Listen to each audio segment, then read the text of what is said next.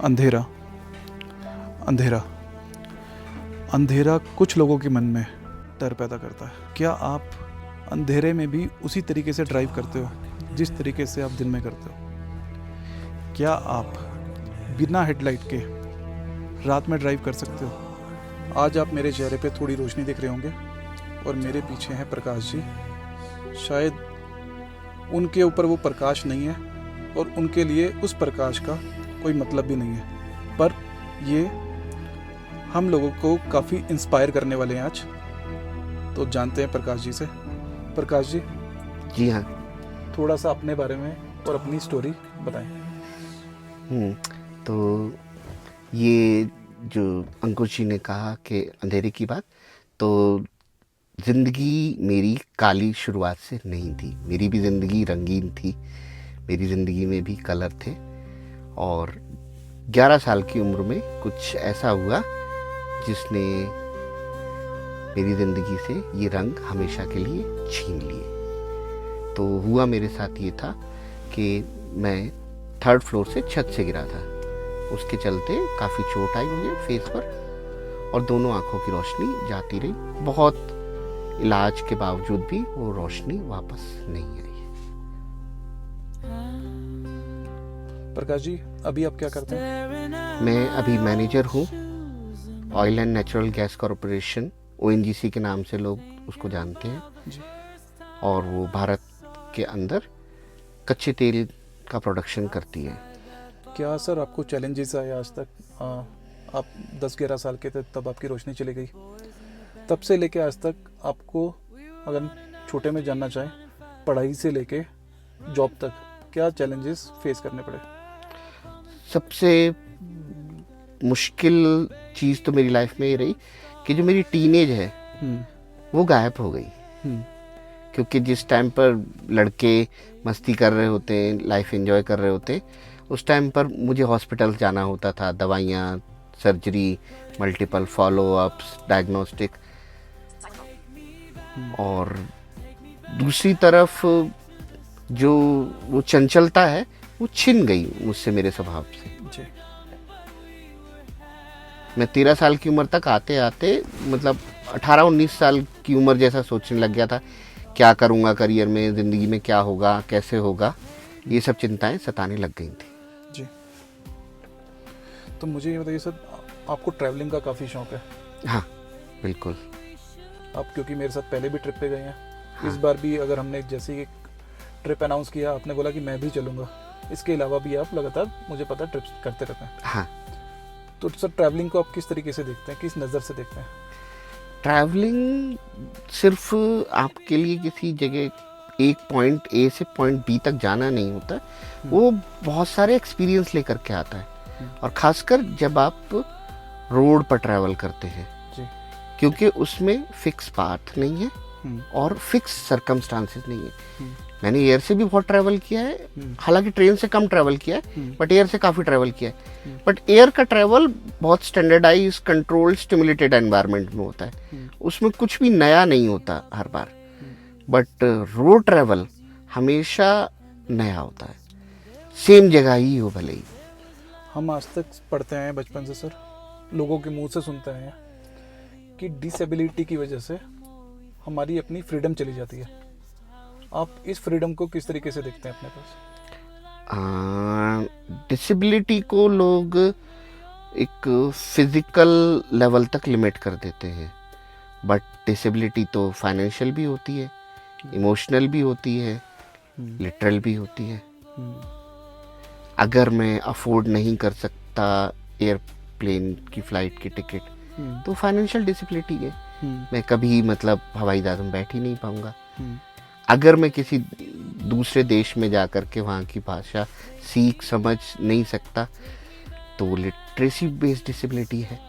तो कोई भी आपके पास शॉर्टकमिंग या लिमिटेशन है, वो एक तरह की डिसेबिलिटी है।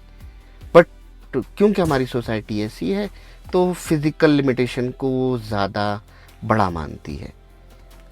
नेक्स्ट सर, अभी हम ईवी कार के अंदर बैठे हैं। हमारी एक ईवी कम्युनिटी है, आप भी उसका पार्ट है।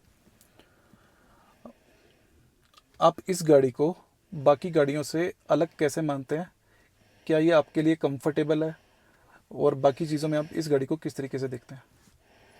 लोग कहते हैं ईवी के साथ रेंज एंजाइटी है, ऐसा है वैसा है, और आप अपनी इन सारी डिसेबिलिटी के बाद भी ईवी कार को यूज़ कर रहे हैं। हाँ बिल्कुल।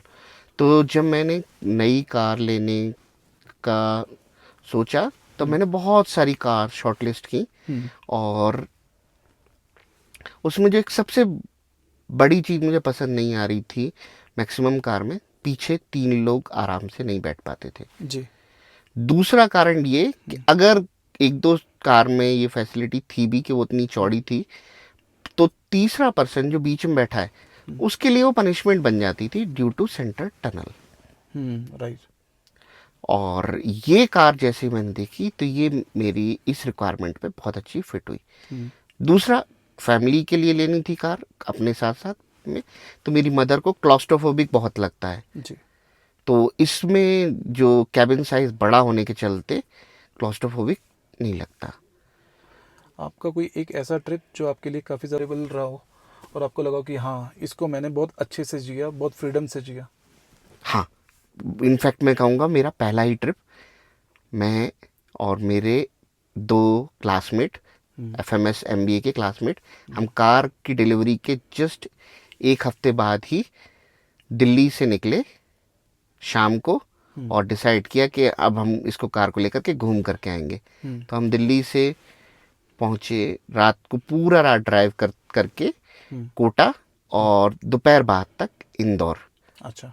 और उस ट्रिप में हमने बाढ़ देखी, बहता हुआ पुल देखा। एक बार तो हमारे साथ इतनी बड़ी दुर्घटना होते होते बची कि हमारी कार बाढ़ में बह जाती, जो पुल हमारे सामने से अचानक से बह गया कुछ था। डर या कुछ ऐसा नहीं लगा आपको? हाँ, डर मुझसे ज़्यादा जो मेरे साथ में 2 दोस्त थे उनको लग रहा था, और दोस्त का नाम मैं लेना चाहूँगा, रक्षित वर्मा, वो ड्राइव कर रहे थे, और दूसरे दोस्त पीछे से अनुराग सिंह बोलते हैं, रक्षित गाड़ी पीछे ले, गाड़ी पीछे ले। तो वो मन में बस बुदबुदाते हुए बोलते हैं, पीछे कहाँ से लूँ, ये तो अपने आप जा रही है।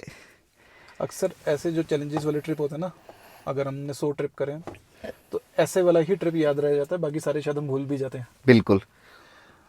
तो ईवी कार के साथ सर आपके साथ अभी कुछ ऐसा हुआ कभी कि यार कोई परेशानी आ जाती है यार ये बार बार मेरे को, और उस अगर वो आ जाती है तो उसको आप दूर कैसे करते हैं?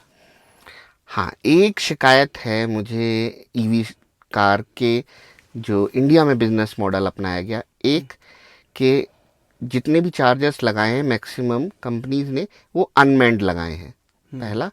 दूसरा, उन्होंने पूरी इंडस्ट्री को प्रोटेक्ट की ग्रोथ को छोड़ करके अपनी मोनोपोली पर ध्यान दिया कि सब चार्जर्स अपनी अपनी डिफरेंट डिफरेंट ऐप के साथ आते हैं। तो हर चार्जर ढूंढने के लिए एक ऐप, फिर चार्जर को चेक करने के लिए दूसरी ऐप, और उसके बाद उसका एक सेपरेट वॉलेट। ये एक बड़ा हैसल है।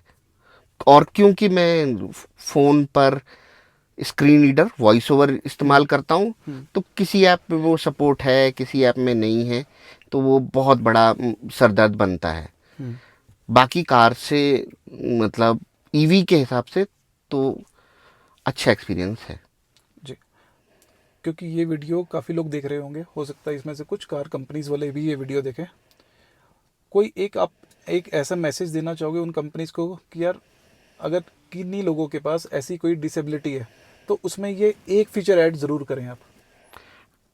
हाँ, अगर कंपनियां देख रही हैं और उनके बिजनेस मॉडल के फेवर की बात करता हूँ, ऑटो चार्ज की फैसिलिटी लेकर के आए। मैंने एमजी से कार खरीदी, मैं एमजी को पैसे दे देता हूँ, बाकी हिंदुस्तान में कोई भी चार्जर है मैं वहाँ चार्जिंग गन लगाऊं और मेरी कार अपने आप चार्ज होनी चाहिए।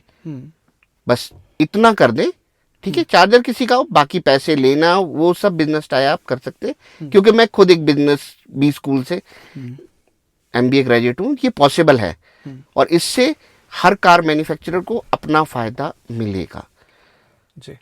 अब मेरा सिर्फ आपसे एक लास्ट क्वेश्चन है। अगर कुछ लोग, अंधेरा मेरे ऊपर भी हो गया, मैं वैसे आपको बता दूं, मैं एक बार दोबारा ऑन कर लेता हूँ।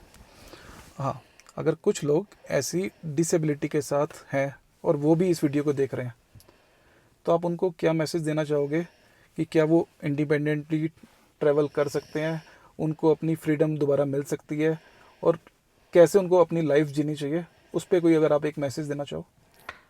आपकी पर्सनल कार अगर आप अफोर्ड कर सकते हैं और ईवी लेते हैं तो वो आपकी जो ट्रैवल रिलेटेड कंस्ट्रेंट है उसको नेग्लिजिबल बना देती है, उसको ख़त्म कर देती है।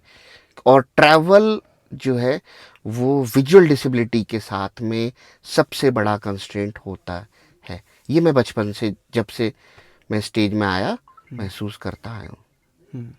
हो सकता है प्रकाश जी कि आज हमारे आसपास अंधेरा है, बट आपकी स्टोरी हमें ये बता रही है कि अगर करेज हो और डिटर्मिनेशन हो तो आप किसी भी गाड़ी की हेडलाइट से ज़्यादा शाइन कर सकते हो। Thank you for sharing your all your experience. Thank you thanks for मुझे इस ट्रिप पे लाने के लिए, and thanks to give us time also sir. और मुझे इस ट्रिप पे लाने के लिए इतने नए और डिफरेंट डिफरेंट लोगों से मैं मिला। सर आप हमारे हर ट्रिप पे थे, आप हमारे साथ देहरादून भी थे, आज भी हो, और जब भी आपको टाइम होगा we are available for you sir. Yes. Thank you. अंधेरा, अंधेरा, अंधेरा कुछ लोगों के मन में क्या पैदा करता है? डर पैदा करता है।